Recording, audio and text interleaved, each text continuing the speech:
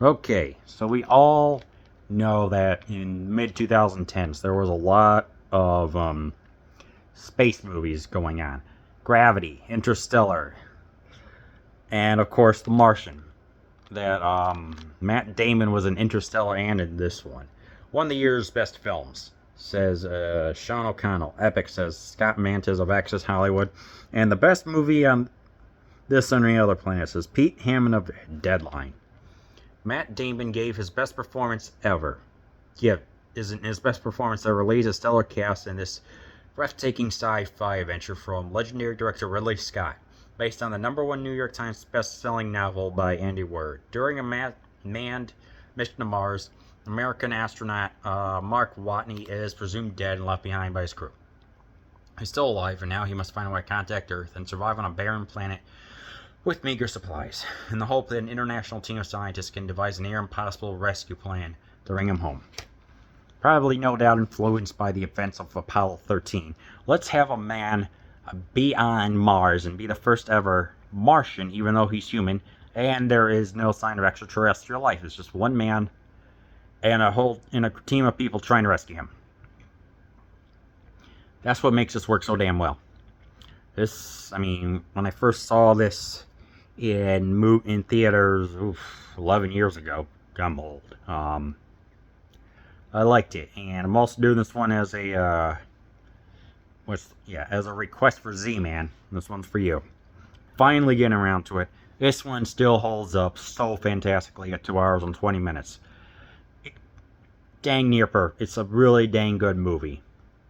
Just what he has to do to survive. So we get roughly the first 30, 40 minutes. He has to figure out how to survive, and he deals with the climate. He deals with the 31 days of food and everything that was left behind. And he says he has to grow his own crops. And even going as far as like how he says it takes, I don't know, a good sized container to make everything grow. But he manages to find his own. This is a movie that a lot of research went in that Andy Weir performed. And of course, when you have freaking Ridley Scott directing it, it's obviously going to be fantastic. That's what this movie is. And that, like in the first 30 or 40 minutes, the build up. It's like the build up of him surviving. It's like taking the Land Rover, even knowing how long the battery in the Pathfinder, that's not a Nissan Pathfinder, goes. So yeah, obviously he's very limited, but he's a botanist, so that does play in a whole heck of a lot. And he tries to keep himself entertained. He's got the video logs and everything, and he even says about his co-worker Stacy Music, she doesn't have anything from this century, which I found to be kind of funny.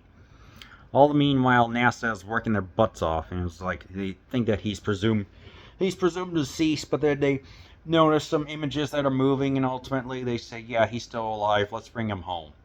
So it's just a team of legendarily smart people to try and put stuff together, but when they send something into the air, it just explodes. So Donald Glover comes in, and with him being the person who can make it happen, they decide, okay, so what we're going to do is we're going to try and get some food to him. They present like several theories and stuff like that, and then lo and behold, another person comes in and says, hey, I'm from aerodynamics or something. I forgot what field he was in. It looks like I have my own theory. At first they think it's a crackpot theory, but it's not. Instead, it seems to be a foolproof way of how to make everything work.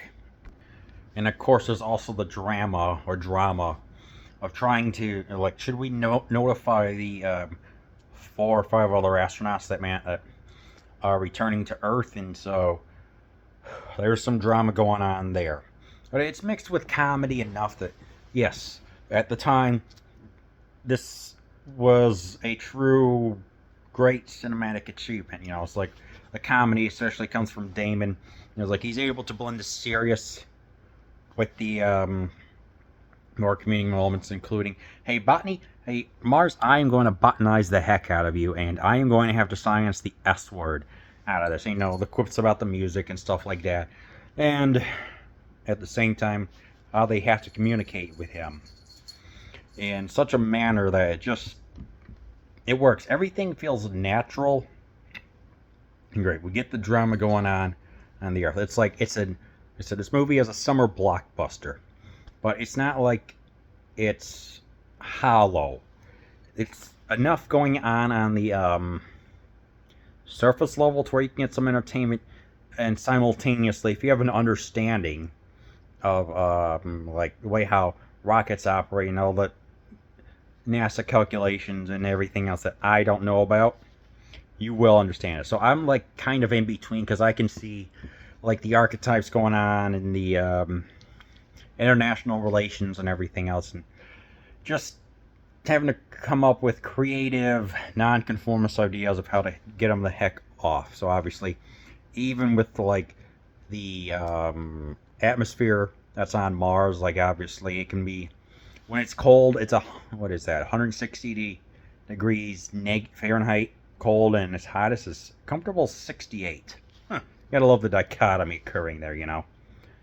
So, I mean, obviously, in order to match the gravity that was going on on Mars, Scott came up with the idea of filming it at 48 frames per second and 24 frames, just to be able to differentiate.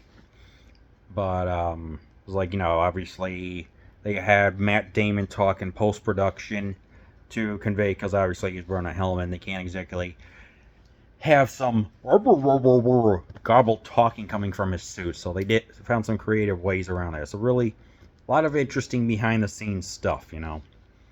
I mean, obviously it's won awards and stuff like that, and helped launch Matt Damon. You know, like, you know, he was in Saving Private Ryan, and also Good Will Hunting. He never really got like that Academy Award or performance that was so great. I think that this one was freaking fantastic.